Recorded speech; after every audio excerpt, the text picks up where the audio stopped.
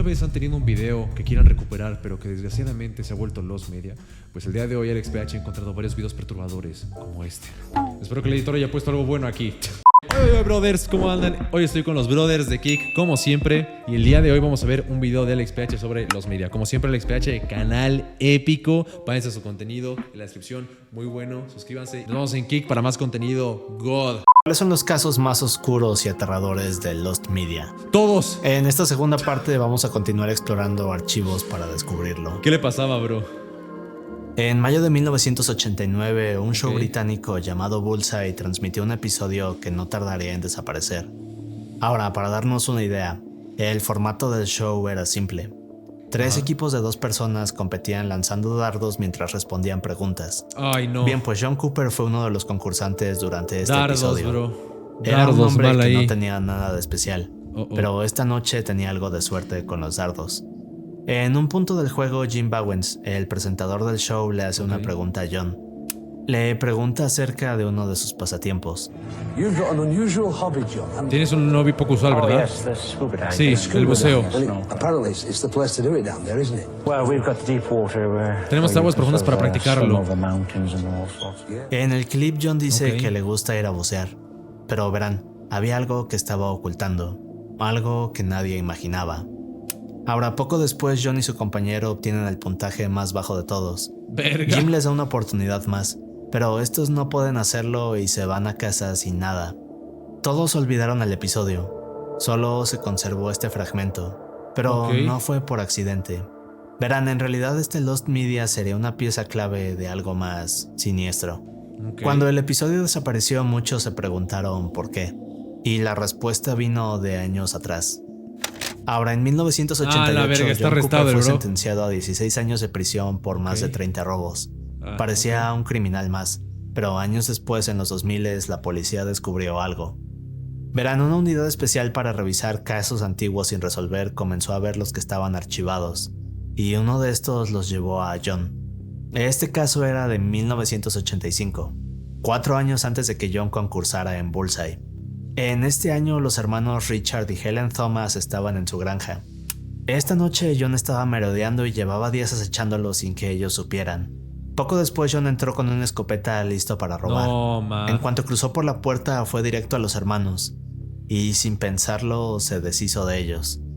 Luego de esto, provocó un incendio para borrar toda evidencia de lo que había pasado. Así que, cuando los bomberos llegaron, solo encontraron los cuerpos de los Thomas. Poco después descubrirían que ambos fallecieron debido a impactos de un arma, pero jamás supieron cómo sucedió. Ahora, durante años la teoría fue que los hermanos planearon esto como su despedida, y el caso quedó sin resolver. Pero por otro lado, John seguía libre, así que continuó con sus crímenes durante años. En 1989, y apenas unas semanas después de su aparición en Bullseye, John salió con su escopeta. Estaba acechando en un sendero, esperando a cualquier persona que intentara disfrutar de una caminata tranquila. Pero verán, este sendero estaba justo a un lado de la zona donde John iba a bucear. Justo la misma zona de la que habla en el clip que vimos. Pero esa tarde, Peter y Wenda Dixon, que estaban de vacaciones, fueron esas personas desafortunadas que pasaron por ahí. Cuando cruzaron por el punto donde John estaba, este saltó y los amenazó. Les ordenó darle sus tarjetas bancarias, los pines y su dinero. Peter le entregó 300 libras, pero eso no fue suficiente, así que John levantó su escopeta y acabó con ellos. Durante los siguientes años, John continuó así, hasta que... Qué terrible que no solamente en Latinoamérica, Estados Unidos, donde supongo que hay más facilidad, la verdad es que no tengo idea, de conseguir armas de fuego, cosas así, se ve mucho esto de que dame todo lo que tienes, te doy todo lo que tengo, y aún así te pueden hacer daño, hermano. Qué horror. En marzo de 1996 todo cambió. Un día John emboscó a 5 adolescentes en un campo. Los amenazó y se llevó a 2 chicas del grupo para luego abusar de ellas. Hasta aquí John seguía confiado que jamás lo atraparían. Pero lo que no se esperaba eran las nuevas tecnologías forenses que llegarían en los 2000s. Así que unos años después, en 2006, cuando John ya estaba encerrado, las pruebas archivadas del caso revelaron más. Había restos de ADN de John. Y cuando analizaron los objetos de John, descubrieron que había una mancha de sangre de Peter Dixon en su escopeta y unos shorts que John tenía en casa. pero luego encontraron fibras de su ropa y guantes. Estas coincidían con fibras halladas en la escena del fuego de los Thomas y el lugar donde encontraron los cuerpos de los Dixon. Y otra prueba era un retrato hablado. Era de un hombre que usó la tarjeta de Peter en 1989. Pero poco después de todo esto, la policía descubrió que John había participado en el show de Bullseye. Okay. Y cuando compararon el retrato hablado con el video de John, confirmaron todo. No mames, hermano. Atraparon a alguien por un dibujo que se parecía cuando este güey fue a la tele. No mames. Su rostro coincidía con el del retrato. Gracias a esto, John recibió una condena más grande. Fue diagnosticado como un psicópata. ¿Qué carajo? Únicamente queda un fragmento del episodio de Bullseye. Y el resto del programa donde John aparece jamás se ha vuelto a ver. Es octubre de 1999. Los residentes del extremo sur de no Fort pasa nada, yo Worth también hago notaron promos, algo bueno, he hecho extraño promos. en el aire. Anuncio Un tranqui, olor sí. repugnante. No pasa nada. Este olor invadía hogares, Un olor calles repugnante. y escuelas. Luego de días, los residentes que estaban preocupados contactaron a las autoridades. Querían saber qué ocurría, pero ¿de dónde venía este olor? Verán, en una esquina de un vecindario cercano estaba foto Mexia, real. un supermercado que había sido abandonado. El edificio donde estaba era propiedad de una familia de Laos. Ahora, Mexia sirvió durante años a su comunidad, pero ahora estaba pudriéndose lentamente. Los videos del Mexia parecen sacados de los backrooms, es decir, pasillos vacíos, un gran silencio y la imagen de un sitio que está agonizando. Las personas a cargo se fueron debido a que el negocio quebró, dejando toda la mercancía en el interior, y ahora estaba en descomposición. Los productos refrigerados como carne y el pescado ahora estaban en descomposición. La leche y otros productos lácteos explotaron debido al proceso de fermentación. A la madre. El aire adentro era irrespirable debido al olor y los gases de la descomposición. Cuando las autoridades llegaron, el Aprovechen los que están comiendo. Mexia estaba lleno de gusanos, Guácala. cucarachas, ratas y otros insectos que se anidaron adentro. El Mexia llevaba alrededor de 3 meses deshabitado. Durante los siguientes días, el Departamento de Salud declaró al sitio como un peligro para la salud. No tardaron en crear un plan de limpieza. Pensaron en demoler el lugar, pero pronto se dieron cuenta que esto sería un error. Verán, debido a las ratas e insectos, demoler el edificio sería arriesgado. Si lo hacían, entonces todas estas plagas terminarían dentro de las casas vecinas. Es por eso que el departamento tuvo que hacer un plan B. El nuevo plan era entrar y limpiar todo a mano. ¿Dónde estás? En mi nuevo departamento. Si lo dice en el título, qué verga. Ya no quiero comer, ayuda. No, ¿sabes qué es horrible? Porque yo una vez me pasó que lo vi. Una rata muerta. El olor de una rata muerta es horrible. Una rata muerta siendo devorada por gusanos y cucarachas o insectos. No, bro, no. Yo me acuerdo que en la preparatoria había un pasillo para ir desde un kiosco hasta la escuela. El kiosco estaba aquí, conectaba a ti aquí con la escuela. Yo pasaba por ese kiosco porque aquí estaba la estación de autobuses, ¿no? Entonces bajaba así y ya me metía. Y en ese pasillito, bro, dejaban de basura, mira así. Yo una vez me encontré una rata que alguien le mandó una piedra, creo, porque había una piedra al lado, como así de que le pegó y estaba en descomposición. ¡Qué asco, bro! ¡Qué puto! No. Para material peligroso. Qué asco. Y luego comenzaron a embolsar y quitar la comida podrida. La limpieza comenzó en noviembre y tomó poco más de 2 semanas de trabajo intenso. El siguiente paso fue fumigar, pero esto no fue fácil. Verán, no solo había que caminar entre miles de insectos y ratas, sino que el equipo de limpieza más tarde dijo que era imposible ver a unos metros adelante. Esto debido a las miles de moscas que cubrían el aire. Okay. Todo el proceso de desinfección tardó 1 mes. Ahora, para diciembre el edificio estaba vacío, pero hay quienes dicen que luego de todos estos años aún hay un olor extraño. Okay. Años después la propiedad fue comprada y convertida en otra tienda. Muchos de estos videos que has visto fueron de un documental de History Channel y otros que han sido rescatados con los años. Pero esto apenas es la superficie. Verán, hubo una gran cobertura en los noticieros. Durante esta se grabaron decenas de horas de metraje del edificio antes de la limpieza. Todos estos mostraban el verdadero estado del Mexia, pero muchos de estos continúan perdidos. Algunas personas aseguran que durante la cobertura recuerdan haber visto videos donde las ventanas del Mexia estaban negras. Esto debido a las miles de cucarachas que las cubrían. Así que solo imaginemos por un momento la situación. Es decir, el ¡Qué rico! No mames, qué asco. olor en verdad debió haber sido asqueroso. Hasta hoy solo unos pocos asco, clips han salido a la asco. luz y lo demás sigue perdido. Hola amigos, bienvenidos a Munchies Games of Football. Hoy estamos en Hooters y como saben aquí... Ahora vayamos un nivel más abajo. Ok. El 15 de abril de 1989 hubo un partido de fútbol entre el equipo de Liverpool y el Nottingham. Este fue en el estadio Hillsborough, en Yorkshire del Sur. Era un partido de semifinal, así que el estadio estaba lleno de fanáticos. Ahora, durante los últimos años hubo algunas preocupaciones. En 1981 la policía abrió una Foto entrada real. por donde llegaron cientos de personas. Todas estas entraron corriendo y se acumularon en una zona que ya estaba Ese partido, yo no lo conozco, bro. saturada. El resultado de este incidente fue 38 personas lastimadas. A la madre. Ahora, afortunadamente no ocurrió nada más grave, pero esto mostró que el estadio no estaba diseñado para recibir grandes cantidades de gente. Ok. Luego de esto el estadio ¡Paga fue premium! rediseñado. ¡Nunca! Se le colocaron algunas cercas para separar zonas y así poder controlar el movimiento de las personas. Pero esto no fue suficiente. Y el día de la semifinal entre el Liverpool y el Nottingham ocurrió algo terrible. Esto no fue el del La incendio. policía colocó oficiales que no tenían experiencia controlando multitudes. Ah, no mames. Así que cuando las hordas de gente No sé qué comenzaron fue. a llegar, empezó el conteo hacia un desastre. Ese día miles de fans del Liverpool llegaron tarde debido a los trenes y autobuses retrasados. Las personas comenzaron a acumularse afuera en la sección de torniquetes, No sé de pero qué fue aquí este es donde incidente. todo comenzó. ¿No es el de Los que se oficiales quedó? no sé. tenían ningún plan claro, y mientras tanto la zona comenzaba a saturarse. A eso de las 2:35 p.m. la entrada era un caos. Y minutos después, a las 2:52, el comandante a cargo de la seguridad del estadio recibió un informe. Este advertía del riesgo en la zona de torniquetes, así que el comandante ordenó abrir la puerta C. Pero esto solo hizo que los fanáticos entraran corriendo desesperados al estadio. No mames, qué pedo. Aproximadamente 2,000 personas entraron a las gradas mientras el partido comenzaba. Y a partir de aquí la situación solo empeoró. Solo habían pasado 4 minutos del partido cuando todo sucedió. Las personas emocionadas comenzaron a acercarse a los bordes de las gradas. Luego de esto las barreras cedieron, y eso provocó que muchas personas cayeran al suelo sin posibilidad de levantarse. Lo peor fue que otras personas que intentaban salir desesperados comenzaron a pasar por encima de los que estaban en el suelo. No mames. Pero la policía no se dio cuenta de lo que estaba pasando, hasta que fue demasiado tarde. Ahora, cuando intentaron responder...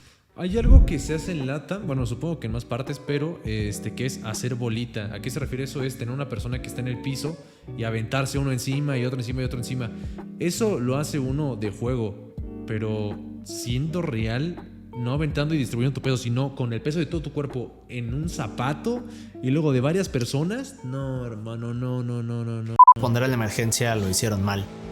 No hubo organización, todo fue lento, y lo peor fue la confusión. Verán, la policía creyó que los fans que intentaban huir estaban invadiendo la cancha, así que los empujaban de vuelta a las áreas peligrosas, lo que No ocasionó que mames. fallecieran. No En total, mames. 97 personas perdieron la vida y 766 No me jodas. resultaron heridas. El partido fue detenido a las 3:06 p.m., pero para entonces el daño ya estaba hecho. Después del incidente, la policía intentó manipular la narrativa. Dijeron que todo había sido culpa de los fans. El comandante aseguró que los fans habían forzado la entrada. Esta versión de la policía salió en los periódicos, pero luego ocurrió algo extraño.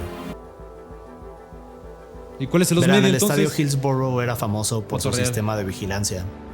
No solo tenía una gran cantidad de cámaras, sino ok. que varias de estas apuntaban Policías hacia como la entrada. Pete. Esas cámaras pudieron haber grabado las fallas de seguridad, pero luego dijeron que varias de estas no habían grabado nada, o que Qué las cintas conveniente. no estaban. Pero Roger Holdsworth, un técnico de video que estuvo a cargo de las cámaras ese día, salió años después, diciendo que no era cierto. Dijo que ese día él mismo vio las cámaras funcionando. También contó que horas después de la tragedia tuvo que extraer las cintas de las cámaras.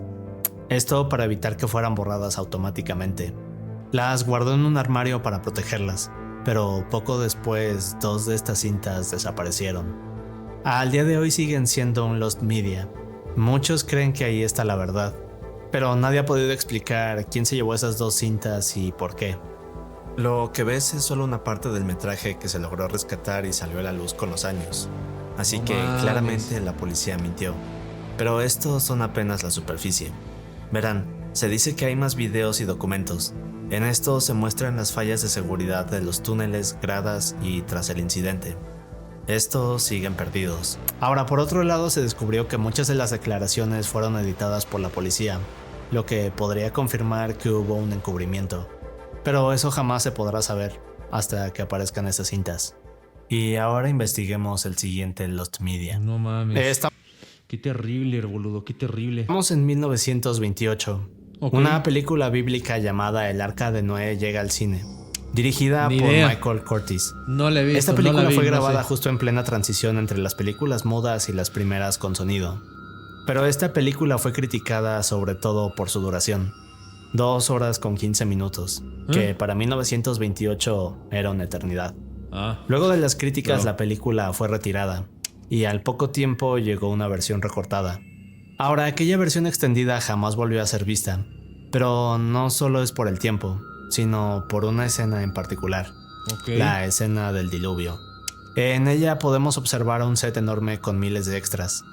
Varios de estos intentan salir de un templo que se derrumba para ir hacia el arca y salvarse. Es un set considerado imposible para 1928, pero hay otras cosas ocurriendo al mismo tiempo. Ahora, lo más perturbador es que estas personas no estaban actuando.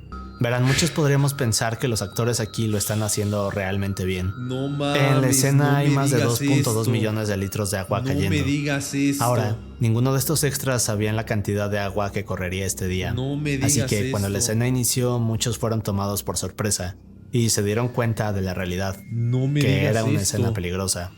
Todos los actores lucharon por salvarse, pero 3 de ellos no lo lograron. Otros tuvieron accidentes. No mames. Antes de grabar la escena, el director de fotografía Hal Moore intentó advertirle a Michael, pero este no hizo caso. Dijo que los actores debían estar listos para arriesgarse. Ahora, se dice que en el corte original de la película la escena del diluvio es más larga y violenta. Al parecer se podían ver las tragedias sucediendo en pantalla. Esos minutos fueron recortados y jamás volvieron a proyectarse. La versión original se perdió. Mames. Michael quería que el diluvio se viera real, No pero el costo mames, fue bro. demasiado alto. Brother. Es un Lost Media terrible, pero estamos casi llegando al final, y aquí veremos 2 casos que van más A allá. la mierda. El 14 de julio del 2019, una mujer de 34 años llamada Kim Devins y su hermana Olivia escuchan un golpe en la puerta. Cuando abren hay 2 oficiales de policía. Uno de ellos pide hablar con Kim. Empiezan a hacerle preguntas, pero de pronto Olivia grita. Ok. Un instante después sale de la cocina con su teléfono y luego muestra algo terrible. Ahora, para entender esta historia debemos ir hacia atrás.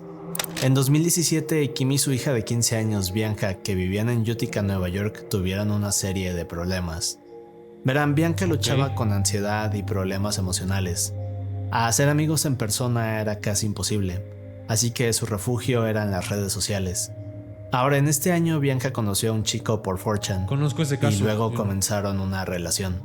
Ok. El problema es que este chico vivía a un par de horas de distancia, pero Bianca se había obsesionado con él. En una ocasión se Ok. escapó para ir a verlo. Ahora, este tipo de incidentes se repitió a lo largo de año y Me medio. imaginé algo y me dio miedo. Así que para finales de 2018, Kim, que ya estaba desesperada, decide que lo mejor es internar a Bianca en un centro terapéutico. Esto sería durante Ok. un par de meses, y para febrero del 2019, Bianca Yo regresa también a conozco casa. ese caso, yo no. Todo va bien. Bianca está contenta y Kim por fin siente que su vida es normal. Ahora, en primavera de ese año, Bianca conoce a un chico llamado Brandon por Instagram. Ok. Era un chico de 21 años que vivía en Cicero, a unos 50 minutos de Utica. Brandon y Bianca tenían algunas cosas en común, así que comienzan una amistad. Al principio todo era por redes sociales, pero en los siguientes meses Brandon comenzó a verse con Bianca. Incluso asistió a su fiesta de graduación. Quienes conocían a Brandon decían lo mismo, que era un chico extraño y tímido. En un punto Brandon le confesó a Bianca que le gustaba y que quería que fuera su novia. Solo que Bianca, que ahora estaba recién graduada, le dijo que quería enfocarse en la universidad, así que solo quería ser su amiga. El problema es que Brandon no aceptó esto. Verán, Porque para ella le él puso un Bianca límite. no era una amiga, sino su propiedad. En las siguientes semanas comenzó a referirse a sí mismo como su novio. Esto era una señal de alerta que muchos ignoraron y nadie imaginaba lo que ocurriría después. Para verano de este mismo año las cosas se fueron calmando. Brandon y Bianca tuvieron un par de pláticas donde dejaron las cosas Siento claras. que algo malo va a pasar, sí, Brandon bro. aceptó que Bianca no estaba interesada en él. Ok. O por lo menos es lo que le hacía creer a ella. Puta madre. En julio de este año, Bianca queda de verse con un chico llamado Alex en un concierto que se haría en Queens, que estaba a unas 4 horas de distancia. Ahora, Brandon se ofreció a llevarla, aún sabiendo que vería a este chico llamado Alex. No parecía molestarle, así que el 13 de julio ambos salen en la camioneta de Brandon. Cuando llegan al sitio encuentran a Alex, Por eso- y luego comienza el concierto. Por eso no conozcan gente, mejor tengan gatos. ¿Qué? Un concierto que se haría en Queens, que estaba a unas 4 horas de distancia. Ahora, Brandon se ofreció a llevarla, aún sabiendo que vería a este chico llamado Alex. No parecía molestarle, así que el 13 de julio ambos salen en la camioneta de Brandon. Cuando llegan al sitio encuentran a Alex, y luego comienza el concierto. Durante todo parece normal, hasta que Bianca y Alex se toman de la mano y luego se dan un beso. Ok. Brandon no dijo No. nada, pero Bianca nota su cambio de humor. Vergación. Estaba callado y frío con ella. Poco después el concierto termina. Bianca se sube al asiento de atrás de la camioneta de Brandon, mientras él pone la dirección de regreso en su teléfono. En el camino Bianca toma el teléfono, abre Discord y le cuenta a sus amigos lo bien que la Captura pasó real. con Alex. Luego dice que Agarró mi Brandon se mano. molestó con ella, pero piensa que no tiene por qué preocuparse. Es decir, apenas unos días atrás habían dejado las cosas claras. Minutos después se queda dormida, y eso nos lleva de regreso al 14 de julio. En esta fecha, a las 7 de la mañana, Kim y su hermana Olivia escuchan un golpe en la puerta. Todos bebemos. Porque ¡Y era queremos un ser, anuncio! porque sentirnos bien, o simplemente porque El es mayor vital. susto de Pero todos, bro. Del otro lado estaban los oficiales, y cuando pasan a la casa comienzan a preguntarle por Bianca. Ahora Kim no entendía qué pasaba, pero uno de los oficiales le dice que hace unos minutos habían recibido una llamada de Brandon, donde decía algo inquietante. Pero mientras explican esto, Olivia comienza a gritar, y sale corriendo para mostrarle su teléfono. Y cuando todos ven lo que hay no pueden creerlo. Ahora resulta que cuando Bianca se durmió, Nunca voy a Brandon pagar el comenzó a premio. documentar su viaje de regreso, tomando algunas fotos y publicándolas en Instagram. Por ejemplo, lo último que hizo esa noche fue poner la frase de una canción que decía "Aquí viene el infierno, es redención". Luego cambió su biografía para poner su fecha de cumpleaños y la fecha de esta noche. Más adelante, cuando estaba a unos 10 minutos de la casa de Bianca, se desvió para detenerse en un camino aislado. Aquí apagó el motor, se bajó y abrió la puerta para despertar a Bianca. Brandon empezó a gritarle y a confrontarla. Le reclamaba por lo que pasó con Alex en el concierto. Ahora Bianca le dijo que ese no era asunto suyo, ya que lo habían hablado y que él mismo había aceptado que solo serían amigos. Pero Brandon perdió el control, así que tomó un cuchillo y se fue contra ella. Minutos después, Brandon tomó su teléfono y comenzó a tomar fotos de Bianca. Una de estas la envió al servidor que Bianca compartía con sus amigos. Luego llamó a su abuela.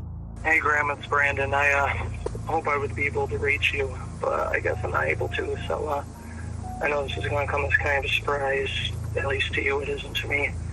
But I killed someone today. I killed my girlfriend. Well, she's supposed to be my girlfriend, but she cheated on me. And I No just mames, hermano. Inmediatamente después ¿Cómo que me engañó? Brother. de esto llamó al 911. Confesó lo que acababa de hacer y dio su ubicación. Cuando colgó se fue hacia Bianca y la arrastró para ocultarla debajo de una lona. Aquí se tomó más fotos de él al lado de ella. Durante la noche tomó fotos para documentar todo. Estas se hicieron virales en minutos, No y una de mames. estas fotos fue la razón por la cual Olivia había gritado. Ahora, mientras esto pasaba, Brandon hizo una fogata para deshacerse de su computadora. Pero más tarde, cuando la policía llegó, intentó desvivirse con su cuchillo, solo que no pudo hacerlo. Luego del incidente fue llevado a un hospital donde tardó en recuperarse, pero una vez que lo hizo fue arrestado. Brandon se declaró inocente, dijo que había tenido una laguna mental y que ni siquiera supo qué había pasado, pero nadie le creyó. En los siguientes días los investigadores descubrieron que había planeado todo cuidadosamente. En su teléfono había una lista de pasos a seguir, y en su computadora el historial de búsqueda, el cual reveló que Brandon preguntaba cómo debía ser el crimen sin ser atrapado. Pero de todo esto, la pieza de evidencia más aterradora fue lo que Brandon hizo momentos antes de todo. Verán, cuando estacionó el vehículo mientras Bianca dormía, puso su teléfono en el tablero del auto, grabando el ángulo exacto donde ocurrió el ataque. En 2021 Brandon recibió su sentencia, solo que las autoridades enviaron aquel video a varios noticieros. Así que cuando la familia de Bianca se enteró de esto, decidieron demandar a la oficina fiscal por difundir aquel video. Y luego de esto fue eliminado del disco duro de las autoridades. Pero eso no descarta las otras copias que se enviaron, y que se dice siguen guardadas en los archivos de noticieros. Es un Lost Media que esperemos jamás salga a la luz. Hasta ahora hemos visto piezas oscuras, pero es momento de explorar el Lost Media más oscuro de este video. Ay, güey. El 12 de julio del 2014, Me revolvió el estómago. Tenga mucho cuidado con las personas en general, brother. Tenga mucho cuidado. una chica de De verdad. 18 años llamada Brooke Slocum publicó un anuncio en Craigslist. Solo pedía algo de dinero en efectivo. Ahora, el anuncio No sé pasó qué es esa días página, sin bro. respuesta. No sé qué es esa página. Pero el 12 de julio a ¿Qué va eso a ser de el las último? 10:08 No sé. pm, Brooke recibió un correo electrónico. Es enviado por un hombre que se hace llamar Mike Hart. Era una respuesta a otros anuncios que Brooke había publicado en esos mismos días. Verán, Brooke ofrecía encuentros íntimos a cambio de dinero, pero ¿Qué? no era su decisión. De acuerdo Ok. con sus amigos, Brooke era presionada a hacerlo por su novio Charles Opener de 25 años. Mames. Charles siempre la acompañaba a estos encuentros. ¿Qué putas? Hermano, tiene mi edad, 25 años. ¿Qué carajo? Pero ocurriría algo que no esperaban. Verán, en el último correo que llegó a las 10:59 pm, Mike le propone a Brooke reunirse esa misma noche. Brooke, que estaba desesperada por dinero, acepta. No mames. Así que sale junto con Charles al parque Jason, en Wyoming, Michigan. A la medianoche la pareja llega. Mike aparece minutos después. Ahora, para Charles y Brooke este sería un encuentro más, hasta que algo cambia. Mike toma a Brooke, la ata y la mete a empujones a su auto. Ahora Charles intentaba ayudar, pero Mike se va encima de él. Segundos después, Charles queda en el suelo sin vida. Mike arrastra el cuerpo cerca del bosque y lo oculta para asegurarse que nadie lo encuentre. Poco después sube el auto y se lleva a Brooke. Ok. Pasan unos días sin saber nada, hasta que alguien reporta el auto abandonado. Aquí es cuando la policía comienza a investigar. Ahora, lo primero que hacen es ir con los padres de Charles, pero estos no saben nada. En su trabajo, sus compañeros tampoco pudieron dar alguna pista. Días después regresan a la zona del parque, y el 16 de julio la policía encuentra un cuerpo sin cabeza entre los arbustos. Ah, Más tarde confirmaron que era Charles, pero no se imaginaban lo que estaban por descubrir. En las siguientes horas la policía descubre que Charles tenía una relación con Brooke, pero ella también había desaparecido. Aquí es cuando las autoridades obtienen una orden para registrar su departamento. Cuando llegan comienzan a buscar en su computadora. En ella descubren los correos y mensajes de Mike Hart. Con esa pista contactan a la unidad de delitos cibernéticos y comienza una investigación. La unidad no tarda en conectar la dirección de correo con el perfil de Facebook de un hombre, solo que este no se llamaba Mike, sino Brady Ostrike. Cuando ya tienen identificado a random? Brady y su domicilio, los agentes vigilan la casa mientras esperan una orden de registro. Alrededor de las 9 pm el 17 de julio, Brady sube a su auto y se va de casa. Momentos después es detenido por un oficial, pero antes de que el oficial llegue para hablar con él, Brady se escapa. Esto desata una persecución a alta velocidad.